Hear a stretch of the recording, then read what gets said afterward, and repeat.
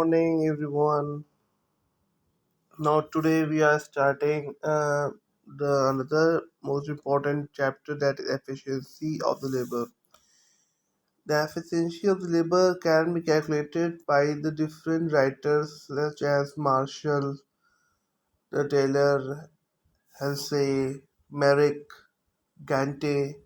They are the writers or the professor who calculate the different way of the different way to calculate the efficiency of the labor.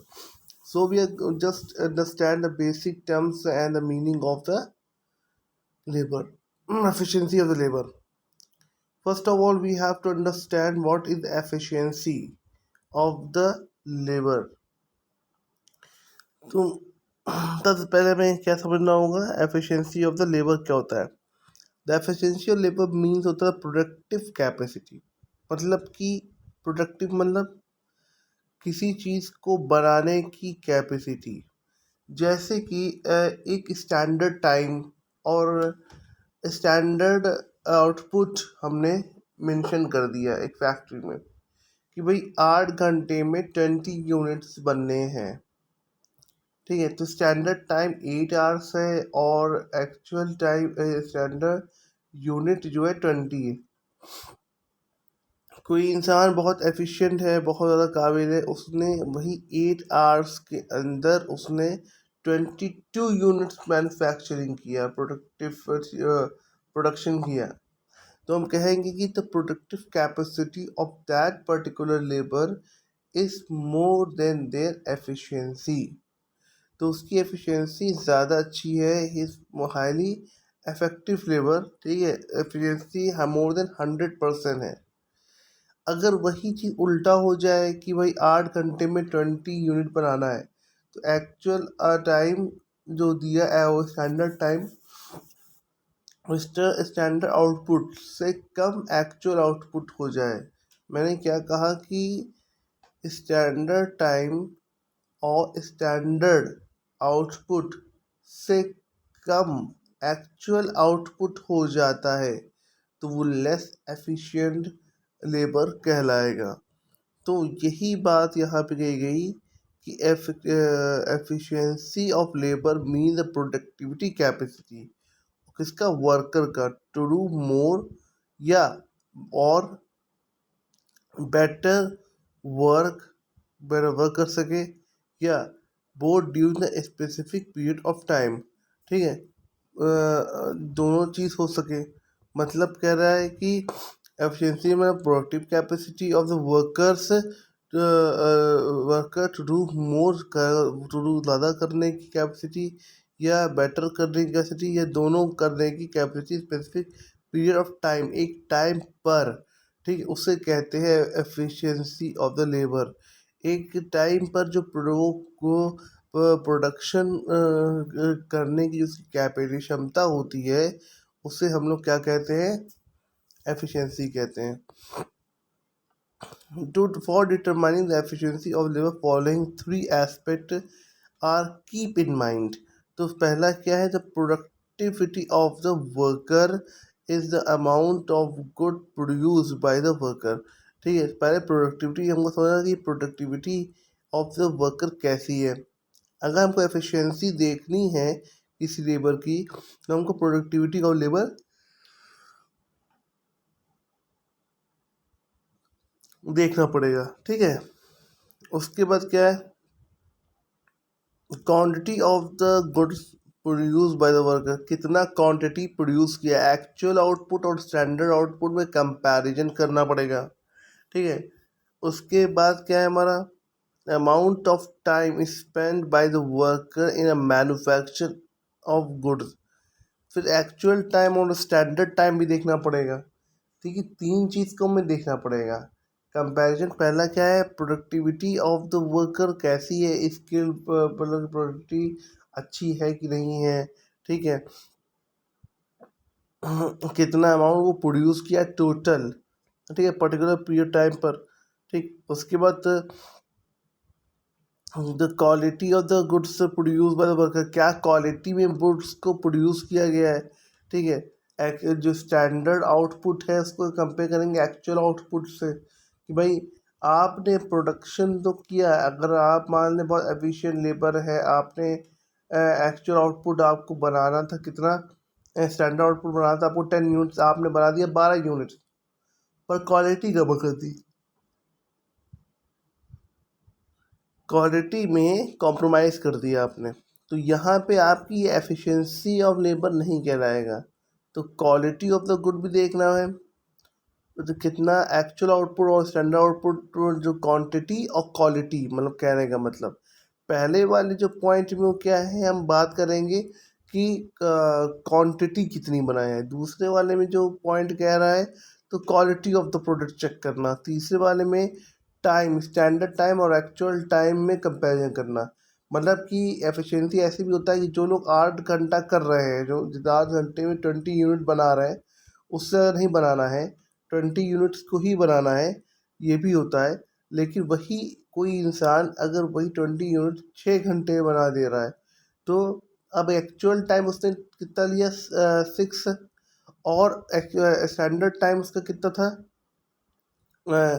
8 hours, तो 2 hours क्या थी, वो saving थी, तो saving का भी bonus मिलेगा।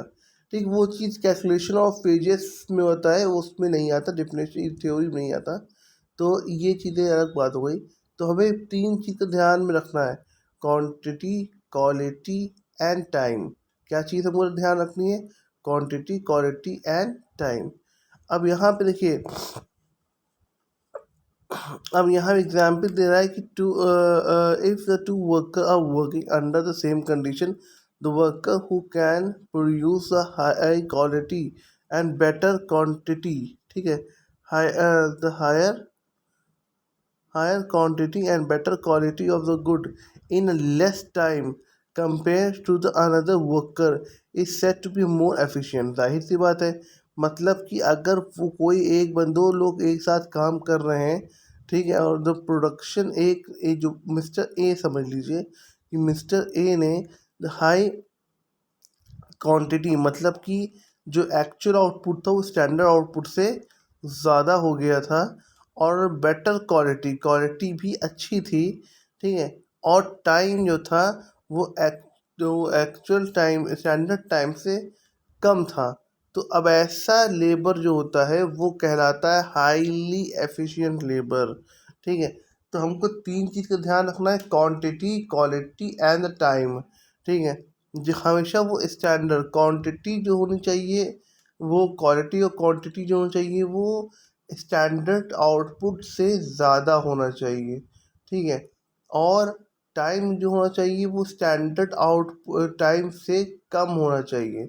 उसके बाद हमने तीसरा क्या बताया, कि क्या होना चाहिए, क्वांटिटी, क्वालिटी एंड टाइम, ठीक है। उसके बाद लिखा हुआ है, हाँ, इसको समझने के लिए, ठीक है, to understand it more clearly let us see the examples of 4.1 table. देखिए, where 4 worker manufacturing the chair in furniture factory, ठीक। For simplicity, assume that the quantity of the chairs produced by each worker is almost same। भाई जो भी थी, जो chair produce किया गया उसकी जो क्वालिटी थी वो एक बराबर ही थी, ज़्यादा फर्क नहीं था किसी में। तो वह कंडीशन आर ऑल्सो सेम, और वर्किंग कंडीशन भी क्या माना गया, सेम ही थी। तो worker as they work in a same factory, और सेम फैक्ट्री में वो काम भी कर रहे थे। तो अब देखिए नंबर ए, नंबर जो वर्कर ए है उसने 10 यूनिट्स बनाई। देखिए एक्चुअल आउटपुट कितना हो गया, 10 हो गया, ठीक है, और उसको समझ लीजिए स्टैंडर्ड आउटपुट अगर हम लोग को मान लें कि 5 यूनिट बनाना है, ठीक है, तो क्या है कि ये चीज़ हमारा बेहतर हो गया। तो 10 हमको बना रहा है वो, तो बहुत अच्छा प्रोडक्शन कर रहा है, ठीक है, टाइम 8 आवर्स लिया। तो यहाँ पे क्वालिटी ऑफ द कॉम्बो कैसी है, अच्छी है, ठीक है। अब यहाँ एफिशिएंसी निकालनी है तो कैसे निकालेंगे, देखिए एफिशिएंसी का एक फॉर्मूला होता है, actual output upon standard output into time. एक तो ये होता है कि एक्चुअल आउटपुट को स्टैंडर्ड आउटपुट डिवाइड करने में इनटू इंटू 100 कर देंगे तो एफिशिएंसी आ जाएगी। अगर वो 100% ज़्यादा हुई तो भाई बेटर है, 100% कम हुई तो कम है। अब सपोज कीजिए कि स्टैंडर्ड आउटपुट तो यहाँ पे दिया ही नहीं है, ठीक है। अब mister number of chairs manufacture B ने 9 किया 8 आवर्स में, तो ये भी क्या है, बेहतर है। अगर देखा जाए तो एक्चुअल टाइम टेकन 8 आवर्स है, और कितना मैन्युफैक्चर किया, 9 किया, तो ये भी। और क्वालिटी प्रोडक्ट कैसी है, गुड है, ठीक है, ठीक है, तो ये भी सही है।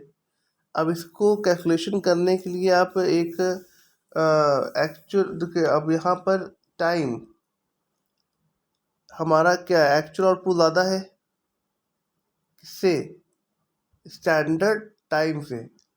तो अब यहाँ पर एज्यूम करेंगे कि भाई एक्चुअल आउटपुट जो स्टैंडर्ड आउटपुट है वो 5 यूनिट है। कितनी यूनिट है, 5 यूनिट है। तो हमने फॉर्मूला क्या बनाया कि एक्चुअल आउटपुट, ठीक है, कितना हमारा है 10, स्टैंडर्ड आउटपुट कितना है हमारा 5, इंटू 100 कर देंगे तो कितना, 5 था, ठीक है। अब 2 इंटू 100 इज इक्वल 200%। ए की जो एफिशिएंसी है वो कितनी हो गई, 200%। सिमिलरली 9 बी किया जाए तो बी की एफिशिएंसी कितनी है, 9/5। एक्चुअल आउटपुट उसने प्रोड्यूस कितना किया, 9 यूनिट। स्टैंडर्ड आउटपुट 5 माना है मैंने, इंटू 100 कर देंगे तो कितना हो जाएगा, करीबन 180%। तो 180% आ रहा है अराउंड, तो वो भी मोर देन 100% है, ठीक है। परसेंटाइल मैक्सिमम 100 होता है, तो एफिशिएंसी ये बेहतर है। इसी तरह 5 देखिए नीचे डी वाला, उसने बनाया कितना है, एक्चुअल आउटपुट प्रोड्यूस कितना किया है 5, स्टैंडर्ड आउटपुट कितना मांग चल रहे थे 5, तो 5 है तो कट गया तो 100% हुई, ये भी गुड कंडीशन है, ठीक है। एफिशिएंसी नॉर्मल है, 100% इक्वल टू द एक्चुअल और आउटपुट दोनों बराबर है। अगर कोई 4 यूनिट बनाता है तो यहाँ भी उसकी एफिशिएंसी कम होगी, ठीक है, 80% हो जाएगी, लेस देन द 100%। 40/5 इंटू 100 करेंगे तो 80% आएगा, अराउंड ऐसे ही कुछ आएगा, ठीक है।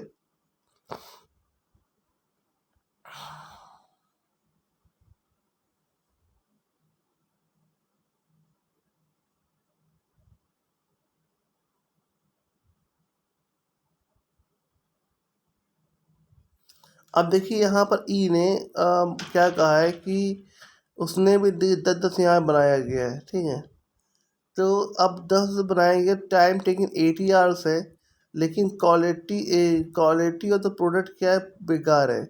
तो ई की एफिशिएंसी कम होगी, एफ की एफिशिएंसी ठीक होगी, और एच की एफिशिएंसी बहुत हाई होगी, ठीक है। ये चीज़ें यहाँ पर कही गई हैं। अब देखिए एफिशिएंसी की डिफिनेशन दो राइटर्स ने क्या दी है। By efficiency of the labour is meant the ability of the labour, काबिलियत, by virtue of which it produce, मतलब जो भी उन लोग प्रोडक्शन करते हैं उसके अंदर जो काबिलियत वो लगाते हैं उन्हें कहा जाता है एफिशिएंसी ऑफ द लेबर। ये किसने कहा है, जे.के. मेहता ने कहा है। बाय अब उसके बाद सक्सेना ने क्या कहा है, the efficiency of labour means that amount of work which is labour can do with in the given time. मतलब एफिशिएंसी लेवल क्या होता है, वो अमाउंट ऑफ वर्क होता है, वो काम होता है जो लेबर को दिया जाता है एक पर्टिकुलर पीरियड टाइम में करने के लिए, और उसको परफॉर्म करता है, तो उससे कहते हैं एफिशिएंसी ऑफ लेबर। इट में बी बेटर और इट में बी वर्स, इट में बी बैड, तो वो कुछ भी हो सकता है, ठीक है। ये चीज़ें हमारी थी। अब हम लोग नेक्स्ट क्लास में क्या पढ़ेंगे, factor influencing the efficiency of labor, ठीक है। Thank you class.